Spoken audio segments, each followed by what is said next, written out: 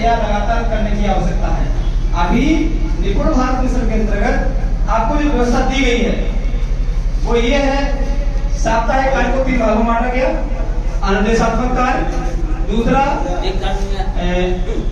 क्या था समेकन और आकलन, और तीसरा था रिमेडियल और पुनरावृत्ति। तो रिमेडियल और पुनरावृत्ति हमारा ये छठा दिन आ रहा है, यही तो है। तो जो व्यवस्था दी गई है उसके अनुसार ही छठवें दिन ही रहे या प्रतिदिन कराने की आवश्यकता है। प्रश्न हमारा ये था, इस पर विचार देना था कि क्या रेमेडियल कार्य सत्र के समाप्त होने पर या लगातार करने की आवश्यकता है। तो इसके लिए बहन जी ने बोला था, कुछ आप लोगों ने ध्यान नहीं दिया, उन्हें कोई जवाब देंगे? अनुज सर दीजिए सर। सर जब हमने बच्चे को सिखाया या उसके अंदर जो भी कमियां थी वो अगर कमियां दूर हो गई तो फिर हमें रेमेडियल कार्य को जो पूरे सत्र करने की जरूरत नहीं। बात सही है। यदि छठे दिन रेमेडियल कार्य पे जो हमने काम किया है वो कमी हमारी हो जाती है तो हमें लगातार करने की आवश्यकता नहीं है, और यदि वो कमी दूर नहीं होती है तो आवश्यकता है। यदि वो कमी हमने दूर नहीं की तो आगे जाके फिर समस्या बनेगी हमारे लिए, तो फिर समस्या बनेगी। तो जो कमी है वो वहीं के वहीं समाप्त हो जाए, उसका वहीं निराकरण हो जाए, मेरे समझ से वो बेटर है। इस तरीके से जो अनुज भाई ने बताया वो बिल्कुल सही है। इसके अलावा किसी और के मन में कोई जिज्ञासा आ रही है तो आप इन पर विचार रखिए। कोई रखेंगे? बताएं कोई?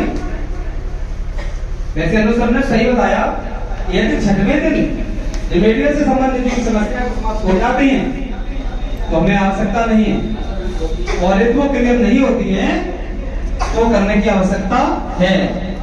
लेकिन जो समस्या है वो समाप्त हो जाएगी। ये समस्या को आपने सॉल्व नहीं किया, बच्चे की समझ में नहीं आया, तो जब आप आगे पढ़ाएंगे तो बच्चा वो पिछड़ता हुआ चले जाएगा और मुख्य धारा में नहीं जुड़ पाएगा। समेकन साप्ताहिक योजना की 3 चरणों में बांटा गया है। रेमेडियल और पुनरावृत्ति तीसरा चरण है। देखिए बार बार ये दिखा रहे हैं इसमें अनुदेशात्मक 1 से 4 दिन तक होगा, समेकनाकरण 5 दिन, रेमेडियल पुनरावृत्ति। तो हम जो बात कर रहे थे अभी रेमेडियल और पुनरावृत्ति में चल रही है, तो इसलिए हम दोनों बिंदुओं को स्पष्ट कर चुके हैं। रेमेडियल गतिविधि के दौरान बच्चों को वस्तुओं के साथ कार्य करने के लिए ज्यादा अवसर दें। देखिए बहुत अच्छी बात है, यदि बच्चा सामान्य रूप से ही सीख जाता तो कोई दिक्कत नहीं, सीख ही जाएगा। यदि उसमें कुछ न कुछ कमी है तभी तो वो नहीं सीख पा रहा है? जब सभी बच्चों को आपने एक साथ में सिखाया, कुछ बच्चे सीख के कुछ रह गए, जो रह गए बच्चे उनमें कुछ या तो सीखने की क्षमता कम है या कोई और बात है, तभी तो नहीं सीख पाए। अब उन्हें सिखाने के लिए आपने उसी तरीके का अपनाया तो मैं समझता हूं फिर भी नहीं सीख पाएंगे। इसलिए उनको गतिविधि आधारित, मतलब समोसे में चटनी डालनी खिलानी होगी जिससे वो स्वाद के साथ खा सकें।